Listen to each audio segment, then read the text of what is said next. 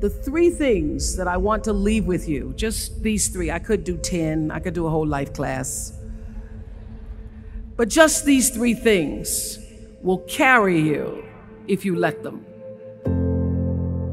First and foremost, knowing who you are. Knowing who you are. Being able to answer this question, who am I? And what do I want? Who am I really? My answer is I am God's child. I am that which is born of all that is.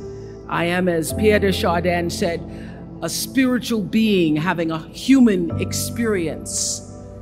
Come trailing the breath of the ancestors yet, but trailing the breath of the angels, and understanding that because I am connected to the source of all that is possible for me. That's who I am. And what do I want? I don't want to just be successful in the world. I don't want to just make a mark or have a legacy. The answer to that question for me is I want to fulfill the highest, truest expression of myself as a human being. I want to fulfill the promise that the Creator dreamed when He dreamed the cells that made up me. What do I want? You must have some kind of vision for your life. Even if you don't know the plan, you have to have a direction in which you choose to go. What I've learned is that's a great metaphor for life. You want to be in the driver's seat of your own life, because if you're not, life will drive you. So, knowing who you really are in this space and time that we embody. That's number one. What do you want? Who are you? Number two, you must find a way to serve. Martin Luther King said that not everybody can be famous, but everybody can be great, because greatness is determined by service. Now, we live in a world where everybody wants to be famous and where we admire people for just being famous. We think being known brings us value. The truth is, all of that will fade in time. In 3 years, you won't be able to name the housewives a banana. The real truth is that service and significance, service and the significance that you bring to your service is that which is lasting. So to be able to, whatever your occupation or job or talent or gift is, our honorees today getting doctorate degrees, to apparently opposite fields, HIV and AIDS and the spoken word. But what they have in common is service, using the spoken word in service to community and the world.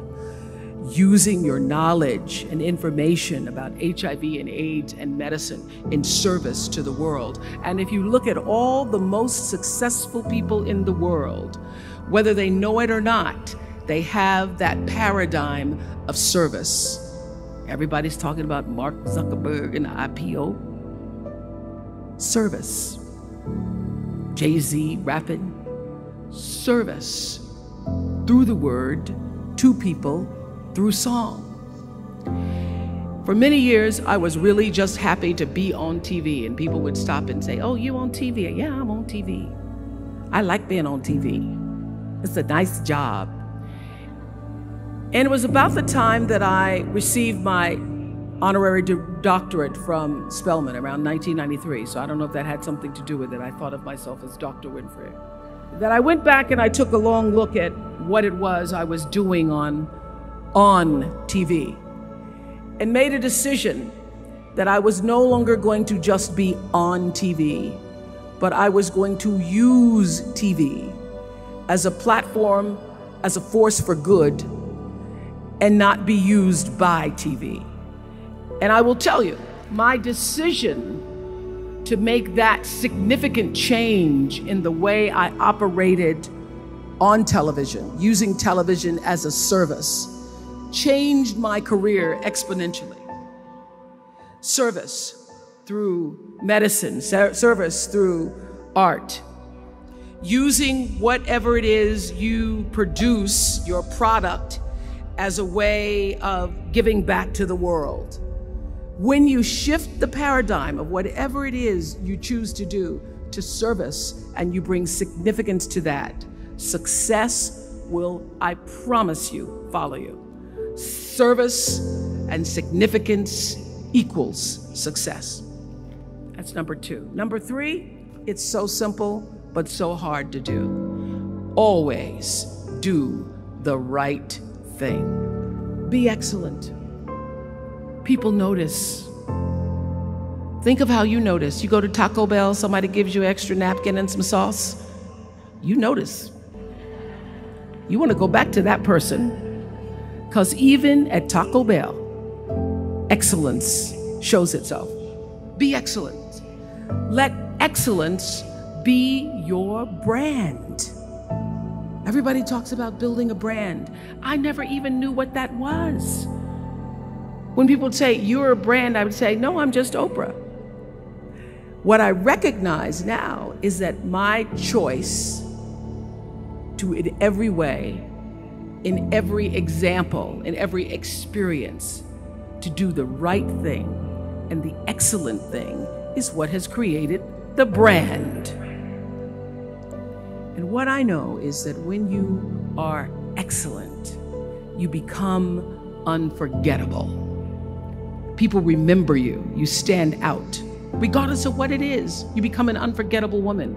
And that is what we all want. We want to be unforgettable and not forgettable.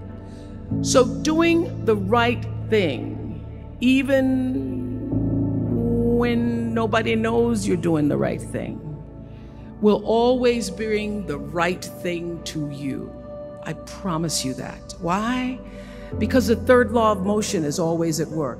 For every action, there's an equal and opposite reaction. That is so true in all of our lives.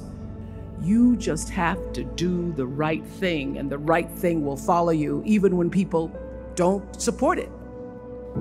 I remember many times on my show. There are many shows y'all never saw. And the reason you didn't see them is because I got the last vote. And I remember 2010, my team, hardest working team in television, had done this interview with a woman who turns out she was a Sunday school teacher by day and a sex addict at night. And they were like, you won't believe it. We got her going out. We got her with the men, and we get to show her, and she was willing to show us everything. I sat down with a woman for an interview that was taped. And during the process of the interview, I said, why are you doing this? And she said, oh, I want to help people. I want to tell my story and I want to help people. I said, do you have children? She says, yes, I have a 10-year-old son. I knew right then, this is never going to see the light of day. So we got off the air and I said to the lady, we are not going to air that show. And she said, why? My producer said, why? She knew she was being filmed. She knew what she was saying. She knows what you... I said, because her son will never get over it. Her son will never get over it. And it's not worth a rating point to me. Not worth a rating point to me to know that there's a 10-year-old boy who's destroyed because his mother went on the Oprah Winfrey show and told all her business. You do the right thing even when other people think it may not be. And oftentimes, when you make a decision to do the right thing, immediately you're faced with doubt. Was that the right thing? Was that the right decision? I don't know, was that the right thing? You always know it's the right thing, when in the end, there is peace. You are rewarded by peace in knowing that you did the right thing.